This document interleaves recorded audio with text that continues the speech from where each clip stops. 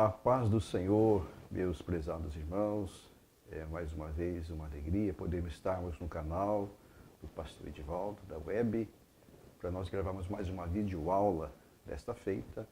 Vamos gravar a aula de número 4 da Escola Bíblica Dominical dos Jovens, cujo título é O Relacionamento do Cristão com o Estado e com os Superiores. Estimado professor ou professora da classe dos jovens, você que tem se empenhado em preparar suas aulas, nós temos o privilégio, através desse canal, de compartilhar com vocês o nosso comentário, de forma que, se você assim desejar, você pode agregar parte desse comentário como subsídio aos seus preparativos. Está bem esclarecido e óbvio, que o título dessa lição, o relacionamento do cristão com o Estado e com os superiores, do texto bíblico de 1 Pedro, capítulo 2, versículos 11 ao 23, ela é uma sequência lógica atribuída pelo comentarista, cujo título anterior, Vivendo em Santidade e Integridade, apresentou-nos a santidade de Deus, é um atributo da sua perfeição moral, é a razão que nos inspira ao vivermos de maneira santa e íntegra nesse mundo. Então, haja visto que a primeira epístola escrita pelo apóstolo Pedro, além dela ela conter recomendações para a vida devocional, Pedro também dá aos seus leitores muitas ordens e instruções para a vida prática cristã, relacionada com a vida pública. Ou seja, viver também em santidade e integridade, especialmente nas relações e responsabilidades sociais que nós temos, é um dever do cristão. Então, portanto, de acordo com o texto do dia, 1 Pedro capítulo 2, versículos 13 e 14, sujeitai-vos, pois, a toda a ordenação humana, por amor do Senhor, quer ao rei como superior, quer governantes como por eles enviados para castigo dos malfeitores e para louvor dos que fazem o bem. Então, os superiores e governantes, eles são enviados para castigar os malfeitores, também para louvor daqueles que fazem o bem. Por isso, a síntese dessa lição e também do texto, as Escrituras, elas ensinam que o cristão deve se submeter às autoridades constituídas, porque toda autoridade provém de Deus, com o propósito de punir o mal e beneficiar a vida em sociedade. Esse final, esses dois princípios, a autoridade, ela serve para punir os malfeitores e também beneficiar a vida em sociedade. Então é importante também que você observe e estimule os seus alunos, que o apóstolo Pedro, em suas cartas, ele destaca a dupla cidadania dos discípulos de Cristo. E por conta disso, ele oferece verdadeiros princípios sobre como o cristão, enquanto cidadão deste mundo, deve se relacionar com as autoridades e também seus superiores hierárquicos. Pelo fato de que, ao mesmo tempo, somos e sermos chamados de peregrinos, tudo por conta da nossa cidadania celestial. Pedro, então, como parte da obra do seu apostolado, ele conclama os crentes a se submeterem livremente a todas as autoridades que são legítimas, fazendo então uma clara alusão da nossa cidadania terrena. E o tema dessa lição é que não importa o tipo de governo humano, seja ele bom ou mau, toda a autoridade ela provém de Deus. Seja o governo civil, assim como todas as demais coisas da nossa vida que estão sujeitas à lei do Criador. Disto posto, é indiscutível a necessidade que seja enfatizado aos jovens alunos as razões pelas quais esses valiosos princípios foram escritos aos irmãos que estavam dispersos na Bitínia, na Ásia, na Capadócia, também na Galácia, eles tiveram esses escritos a fim de os dirigirem com relação às difíceis circunstâncias pelas quais eles passavam. E nós podemos pensar que as nossas circunstâncias não é muito diferente das deles também. Por isso, qual a razão, qual era a real condição religiosa e política em que eles viviam? E qual é a nossa real condição religiosa e política da qual nós vivemos? Segundo, e o que estava acontecendo ao redor deles? E também podemos aplicar a nós o que está acontecendo ao nosso redor. Como já foi alvo do estudo na primeira lição desse trimestre, a religião dos cristãos ela era considerada como uma pequena seita composta de uma minoria que vivia oprimida à margem da sociedade. E o padrão de vida dos crentes não era aceito pelos costumes da época. Os cristãos daquela época não se adequavam aos preceitos do judaísmo, nem também ao paganismo greco-romano. Por isso, por essa causa, os cristãos eram injustiçados e até mesmo acusados de serem pessoas ateias, né? Mas ainda estava por vir uma grande perseguição que seria oficial, proclamada pelo imperador romano Nero. Isso se deu no ano 64, nossa era, sendo essa primeira de 10 perseguições gerais que continuaram e que continuaria quase sem interrupção durante 3 séculos. Então, um sofrimento muito grande que os cristãos começaram a sofrer a partir desta primeira perseguição. Então, é importante nós notarmos, em tudo isso, que nós somos alvos da graça de Deus. Deus está no controle de tudo e sabe como socorrer bem os seus filhos. Por isso, o apóstolo Pedro foi inspirado pelo Espírito Santo para responder aos cristãos de todas as épocas respostas adequadas aos questionamentos que nós fazemos. É natural. Questionamentos tais como o primeiro. Como deve ser o nosso testemunho público como igreja diante das tais circunstâncias de perseguição e também de problemas religiosos? Segunda pergunta e questionamento que nós fazemos e que tem uma resposta dada pelo apóstolo Pedro. De que maneira e conduta nós devemos reagir perante as pessoas, ainda que elas não estejam vivendo do modo apropriado, nem nos dando um tratamento adequado? Terceira pergunta, nossa realidade. Nós vivemos num tempo de verdadeira crise de valores referenciais. Estamos sendo submetidos a características nocivas da pós-modernidade, considerando que muitas pessoas à nossa volta, eles perderam a noção do que é uma autoridade. E por conta disso, as pessoas estão desiludidas com a política, com o poder público e de forma tendenciosa. Eles procuram afastar os crentes de uma conduta exemplar que o caracterize como cidadão dos céus. Na realidade, nós devemos saber e aplicar corretamente esses valiosos princípios orientados pelo apóstolo Pedro. Caso contrário, como enseja o nosso comentarista, ele afirma que a igreja ela corre o risco de adotar um padrão, um envolvimento inadequado com o poder público, seja de completa subordinação a um poder público ou de tentativa de dominar esse poder público. E não é esta a nossa característica.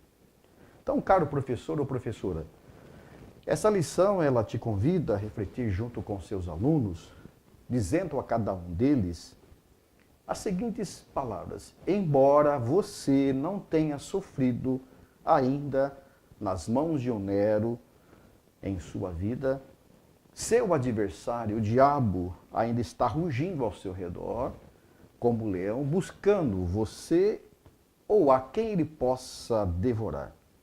Por conta disso, resta-nos as seguintes perguntas. O que devo fazer segundo o apóstolo Pedro? Segundo, quando o Senhor Jesus Cristo voltar, porventura ele vai achar você em pé? Firme na verdadeira graça que o Senhor nos deu e nos providenciou?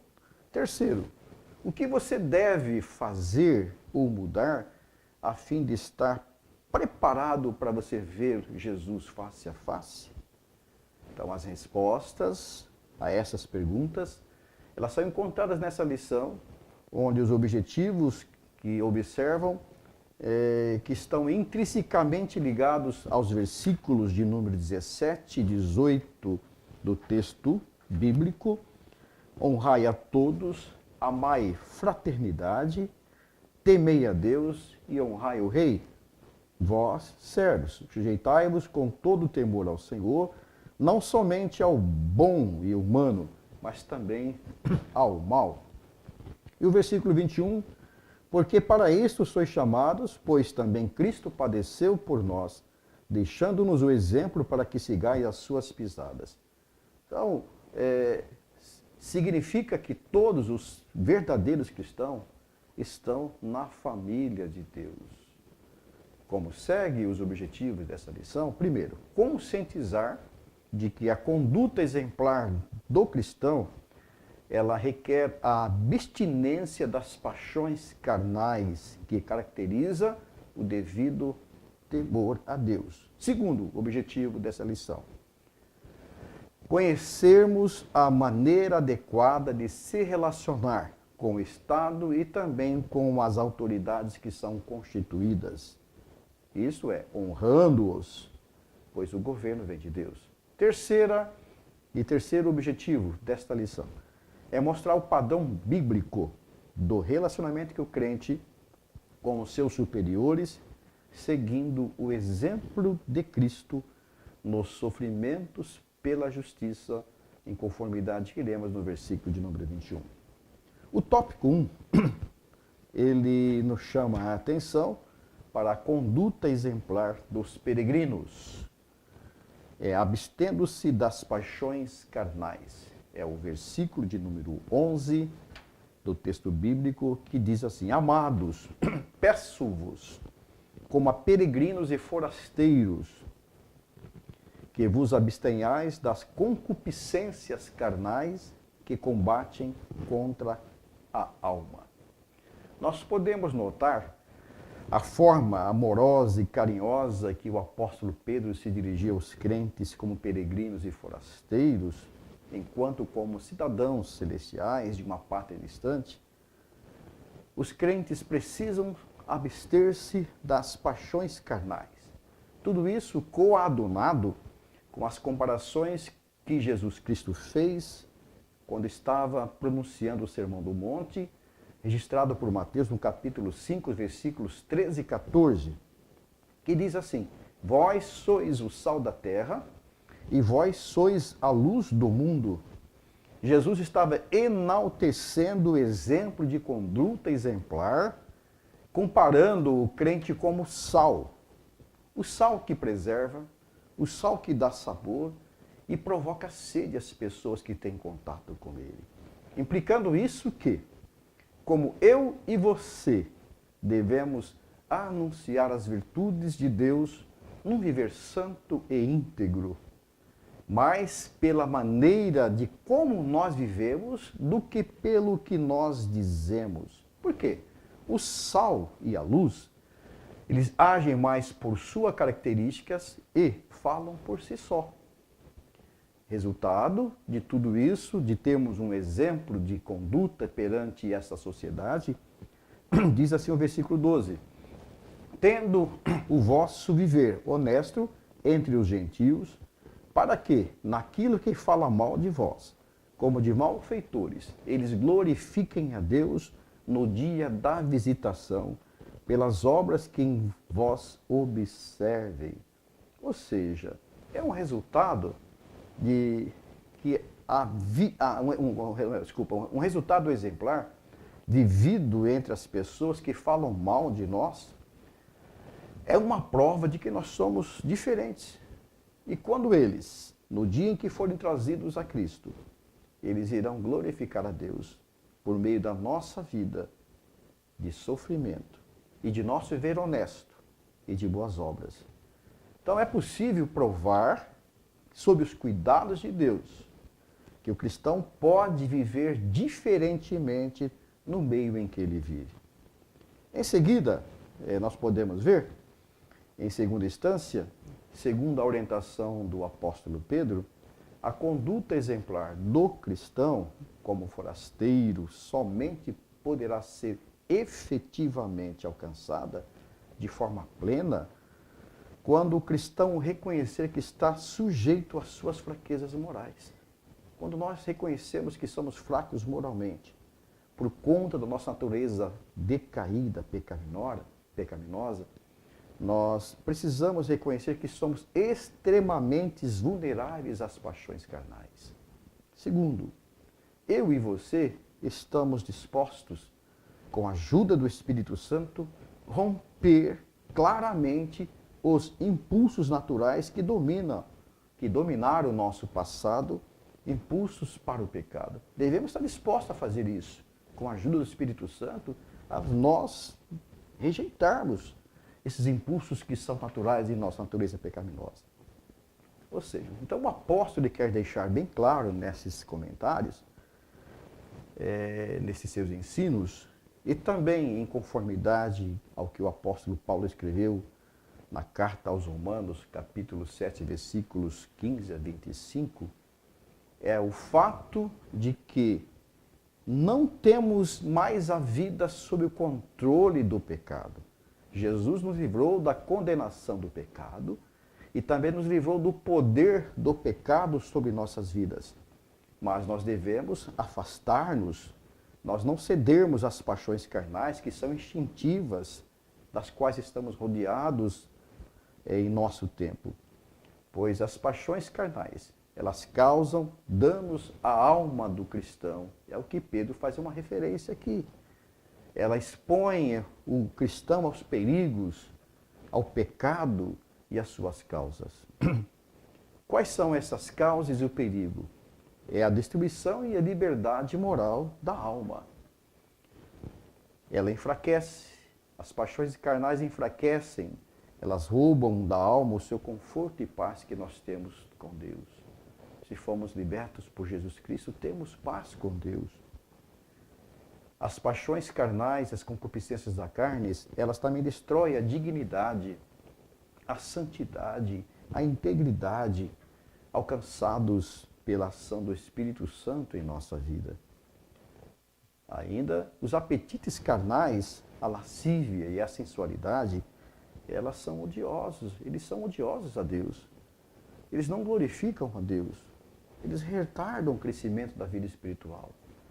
E retardam o cristão a dar frutos que agradam a Deus. Quando as lascívias, quando as paixões carnais baterem à porta do nosso coração, devemos fazer para nós mesmos uma pergunta: isso agrada a Deus? Quando fazemos essa pergunta, se isso agrada a Deus, estamos rebatendo, estamos fazendo uma consideração para nós não cedermos às paixões carnais. Então entendemos que abster-nos, a abstinência a qualquer coisa que nós damos, coisas que nos dá prazer e ao mesmo tempo nos prejudica, nós devemos afastar-nos sistematicamente disso. E vamos perceber que por um tempo determinado, esse afastar ele vai ter efeitos benéficos, positivos para nós, nos libertarmos dessas paixões carnais.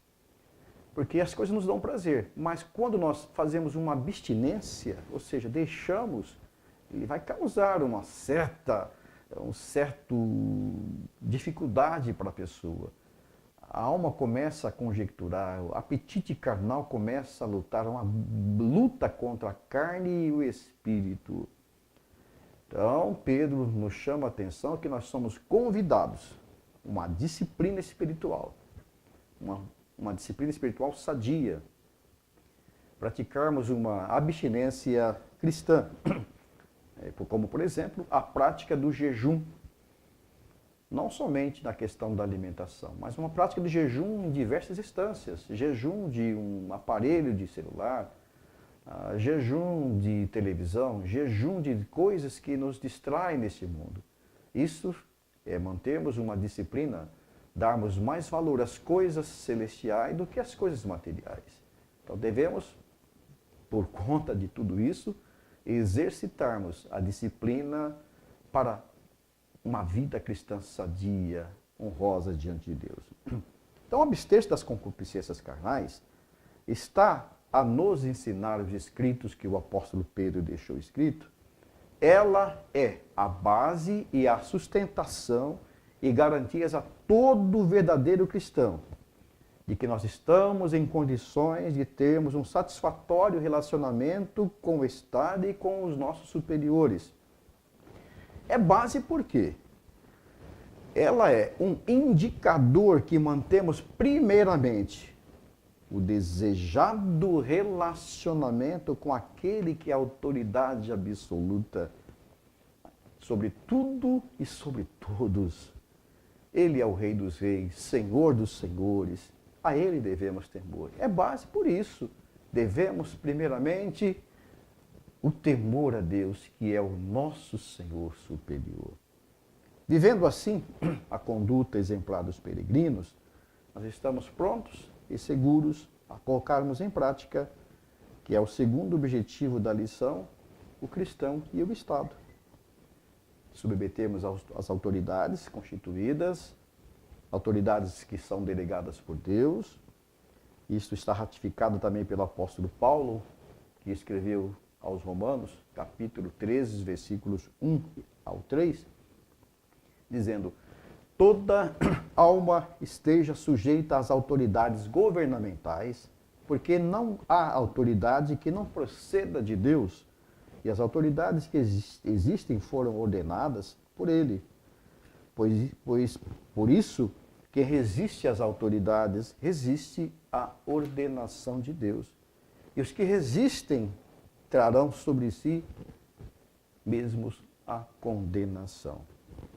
Desta forma, reconhecemos em nosso país que vivemos sob um regime democrático de direito e que as autoridades são constituídas para promoverem a ordem pública, a justiça social, promovendo o bem a todos ou também para coibir o mal. E a igreja submete-se a esse governo por eles serem provenientes de Deus. Ou seja, serem provenientes do Estado, desculpe-me. Eles são provenientes do Estado de Direito. Um Estado que está organizado politicamente e juridicamente e exerce soberania dentro do nosso território. Então devemos submeter-nos às leis do Estado. Sendo assim, nós temos o dever de observarmos o cumprimento das leis, das regras que estão impostas a nós como cidadãos aqui na Terra. Isso vai desde uma regra simples, como uma regra de trânsito, uma regulamentação de trânsito, devemos obedecer. Também aquelas leis que são mais firmes, como leis civis, leis de um código penal, leis contra o crime, contra o roubo, nós devemos observar desde as menores regras, leis, condutas, até as mais fortes, tá? Fato é que essas condutas de rebeldia, que são promovidas por alguns cristãos, com respeito às autoridades constituídas, não é compatível com a nossa fé cristã. Então é nosso dever orarmos pelos cargos, pelas cadeiras constituídas pelo Estado de Direito. Independente de quem ocupa essa cadeira, seja uma pessoa ímpia ou não, nós devemos orar pelo cargo, por aquele que Deus delegou. Ora, homens ímpios ou não tomam posse dessas cadeiras. E nosso dever como cristão é orar para que tenhamos um estado de paz, um estado de prosperidade. Orar para que Deus use esses homens, sejam eles ímpios, a promover o bem para a sociedade. E também promover o castigo para aqueles que são maus. Ora, porém, naquilo que diz respeito a princípios morais e espirituais, Jesus Cristo nos dá orientação, a princípios que são fundamentais para a nossa fé, o cristão ele deve obedecer mais a Deus do que aos homens, visto que Deus ele é a única autoridade absoluta. Essa condição é ratificada, conforme o subtópico 3 da nossa lição, independente da forma que o governo, independente de forma de governo, seja ele democrático, seja ele autocrático, né? O cristão, ele é livre, conforme o versículo 16. Como livres e não tendo a liberdade por cobertura da malícia, mas como servos de Deus. Então não importa o tipo de governo a qual estamos sendo submetidos. O importante é nós pensarmos e termos o reconhecimento de que tem um governo absoluto que se chama Deus, que está sobre todas as coisas. Então a liberdade, ela é um princípio essencial do cristianismo. Por isso, o cristão submete-se à autoridade do Estado. Não numa condição de escravo, mas de pessoa livre. Porém, o gozo dessa liberdade, ela não pode ser um pretexto para nós cometermos atitudes que vão escandalizar o Evangelho, pretexto de atitude de rebeldia, tá?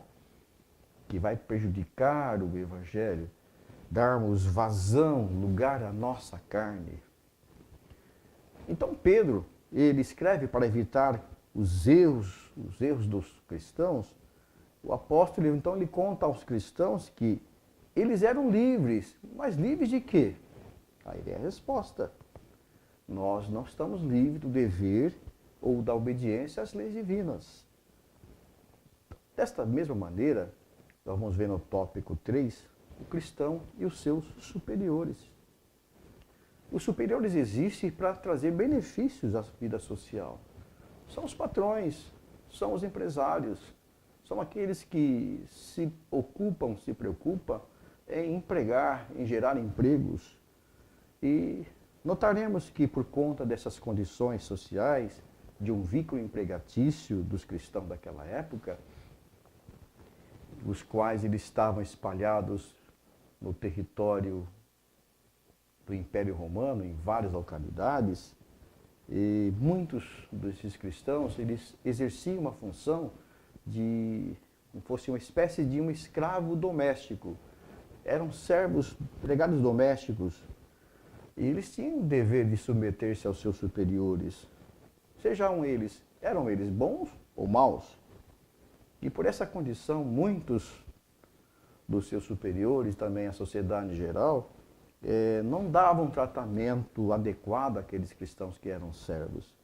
Eles eram desprezados de maneira muito indigna.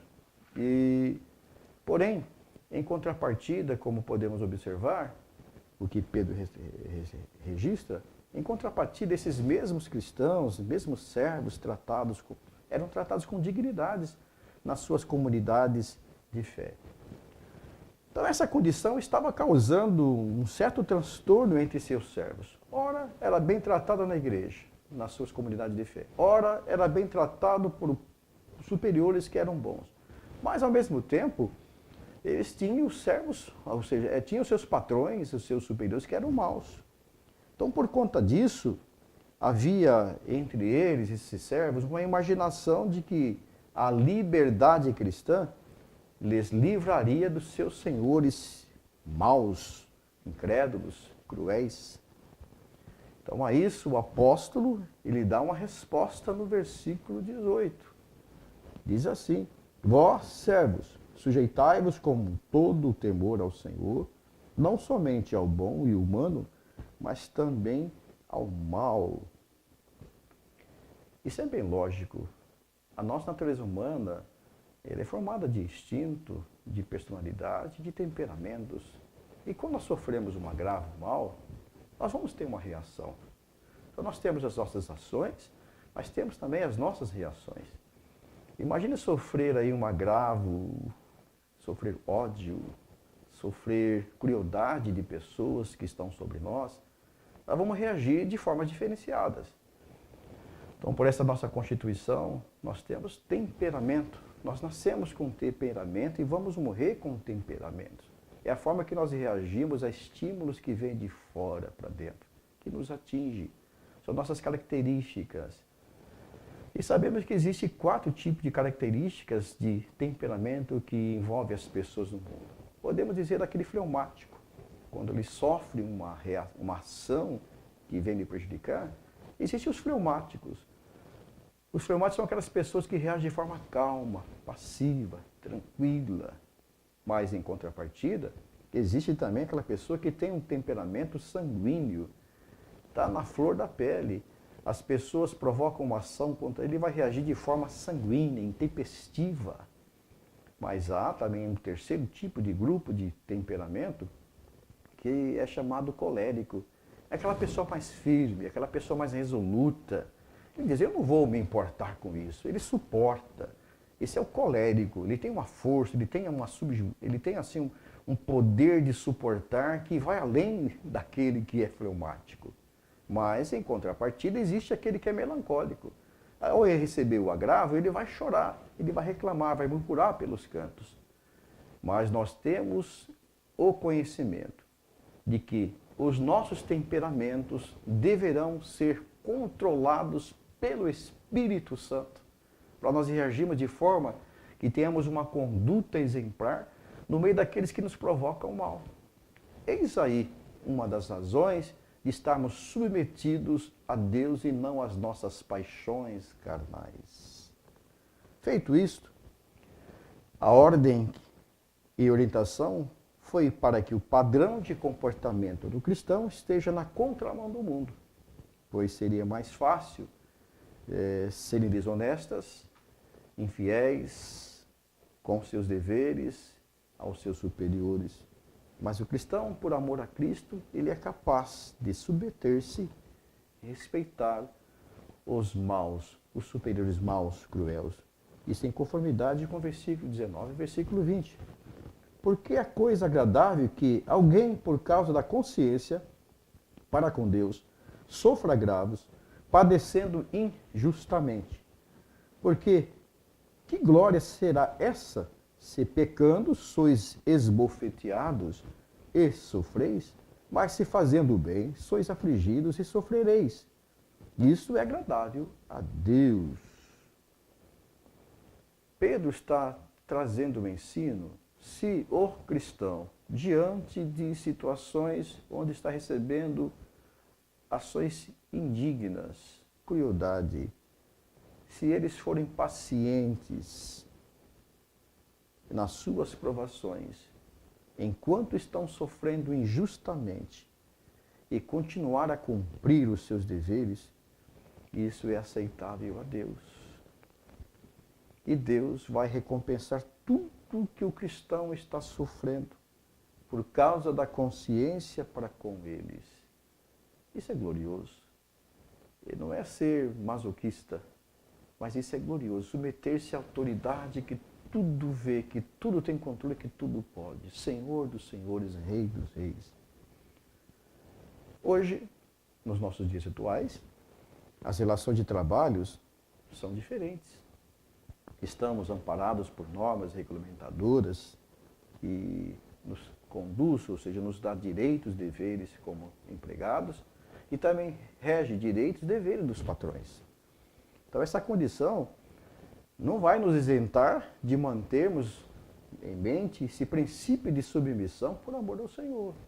Não é porque existem leis que vai nos dar direitos e deveres, que nos garante nossas relações trabalhistas, que vamos também agir de forma que não vamos representar que somos cristãos no meio de uma geração perversa e má. Nós devemos suportar tudo por amor do Senhor. É o subtópico 2 do tópico 3 que nos vai dar essa lição. Isto vai finalizar para nós seguirmos os passos de Jesus, conforme o versículo 21. Porque para isto sois chamados, pois também Cristo padeceu por nós, deixando-nos o exemplo que sigais as suas pisadas. É maravilhoso nós podermos ter Jesus Cristo como nosso exemplo, conforme o subtópico 2 do tópico 3. Por que nós devemos ter esse tipo de comportamento? Porque nós temos Jesus como nosso melhor modelo de conduta diante do sofrimento e também das perseguições. Jesus, mesmo tendo sido julgado, ultrajado, maltratado, injustiçado em nosso lugar, e ele não revidou ou ameaçou os seus algozes. É ele quem o cristão deve imitar e seguir. Ele diz: amai os vossos inimigos, bendizei aos que vos maldizem, fazei o bem ao que vos odeia, e orai por aqueles que vos maltratam e vos perseguem. Sermão do Monte, capítulo 5 de Mateus, versículo 44. Observamos que a lógica do reino ele é diferente dos homens. Nós somos chamados para seguir o exemplo de Cristo, que padeceu por nós. Jovens, é momento de refletirmos, pois vivemos num mundo atual onde há uma crise de autoridade. Vivemos tempo de verdadeira crise de valores que referenciam temor, honra. Como dizemos no início, estamos aqui finalizando essa mesma propositura. Há uma característica nociva da pós-modernidade, onde as pessoas perderam essa noção de autoridade.